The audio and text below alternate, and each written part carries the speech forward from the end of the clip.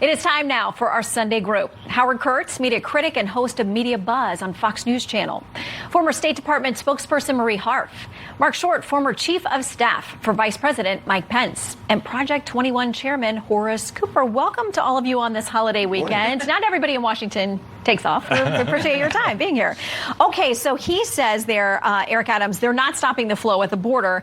When pressed by our Peter Doocy this week in a briefing, Press Secretary Karine Jean-Pierre said, quote, "We are stopping the flow at the border." But here's the Washington Post headline from Thursday. Families crossing the U.S. border illegally reached an all-time high in August. So, Howie, we may be getting one thing from the press secretary, but the numbers seem to tell us something else. Yeah, when you have the Democratic mayor of New York City constantly criticizing the border policy, you have got a problem as an administration. And when President Biden abandoned the old Trump policy, the numbers actually went down for a little while. They two kind of faded. But now with these record-breaking surges, many of them families, it's a giant albatross around the president's neck. And even though there's been a lot of arrests, there's a program to allow people from countries like Cuba and Haiti to come in legally. But that's tied up in the courts. And I would just say this is a very, very difficult situation. Everybody knows the border is a mess, and they're blaming the incumbent. Yeah, and Mark, it's something that your administration, when you were with the Trump-Pence administration, they had to deal with constantly as well. And what we hear is this. There are now business leaders who are saying, signing on to letters, you got to do better. We saw Governor Hochul, also from New York, has been critical publicly. She was at the White House. The president didn't meet with her. Again, the press secretary said he's got a lot on his plate. He's busy. Well, I mean, to Howie's point, it's not just the mayor of New York. There's plenty of Democrats along the border in Texas and Arizona as well who have expressed concern about the flow. And I think that one of the biggest elements, like there's a lot of focus on the border wall, and for good reason. But I think one of the most impactful policies was the Remain in Mexico policy that said, because we're overwhelmed with asylum seekers in the United States, stay in Mexico, adjudicate that asylum, and then if you get cleared, come in, but not until then. That was the biggest impact. And I think when the Biden administration on day one overturned that policy, it has led to this disaster, and it's not letting up anytime soon, Shannon. Well, and to those business leaders, this new letter out includes signatures from people like Jamie Dimon saying, we urge you to get things under control at the border. The Federalist says this: wealthy Democrats aided and abetted the Biden border crisis, and now they're whining about it. They say, so as long as the chaos stayed and crisis stayed in South Texas, Democrats in deep blue enclaves like New York, Chicago, and Los Angeles were happy to tut-tut anyone who claimed there was a problem at the border. If you complained or proposed solutions, you were a racist. Marie, the piece goes on to say shelters are beyond capacity now that this is showing up in blue cities, in their homes, their neighborhoods, their workplaces. Now they want something done about it. Well, first, I would say that the fact that so many migrants are being apprehended is actually a good thing. The Border Patrol has had more funding. They are actually finding people trying to cross illegally before they're able to do so. Second, there are a lot of Democrats who represent border states and border districts, because on the ground there is not uniform agreement that Republican policies should take the day. So I know Republicans talk a lot about the border and think that they are seen as tougher, but on the ground, often Democrats end up winning in the ballot box. But the final point I'll make, Shannon, is that this is a crisis. This is a problem. I think the Biden administration knows that, as we've talked about. Democrats beyond the Biden administration also talk about that. But this is one issue where Republicans in this primary are so extreme. When you have Ron DeSantis on the debate stage saying he would unilaterally take military action in Mexico to go after this issue, that's not a serious policy. And so this is one place where the Biden team will say, look, this is a hard problem. We need Congress to act. We need to do more to stem the tide. But the Republicans are not seriously actually talking about real policies here. The leaders in the Republican Party, I should say, Donald Trump, Ron DeSantis, Vivek Ramaswamy. This just highlights the extremism of the Republican primary on such a tough issue. Of course, those candidates will say they have talked about the policies. You may not like them, but they're talking about what they would do. Well, absolutely they are. September 11th is right around the corner.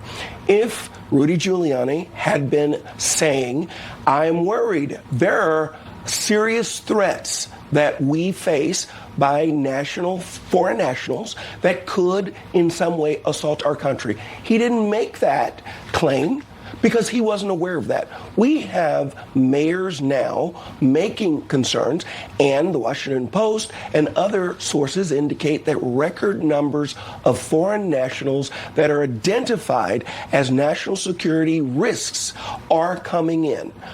If we were to have, God forbid, some sort of attack that is a result of this.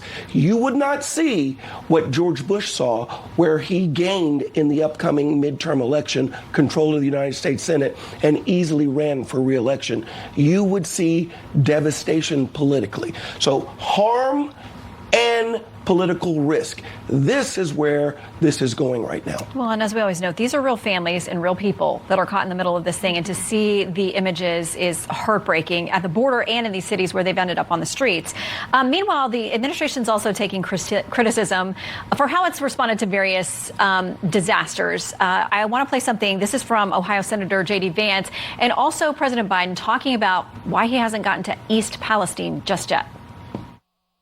When you compare what's happening in East Palestine and Maui, you see a guy who promised, he ran for president saying that he would bring decency and empathy back to the Oval Office. Well, Donald Trump showed up in East Palestine and Joe Biden never did. Well, I haven't had the occasion to go to East Palestine. There's a lot going on here, and I just haven't been able to break it. I mean, Mark, presidents can't be everywhere, but to at least pronounce the name of the town correctly where people have been waiting for him to show up, that doesn't play well. No, it doesn't. And sure, he should have been there before now. And he can't say hasn't come up in his schedule when he's been on vacation for quite a bit of August. So it's a black mark on the administration currently that they haven't made the visit there. But, I think as well that the crisis that we're talking about, the border, Shannon, is, yes, it's a horrific humanitarian crisis, but also we haven't talked about what the fentanyl issue is doing to families in America. And the fact that everybody knows at this point, a child, a young person who has died from fentanyl, it needs to be addressed, and it can't continue to be ignored.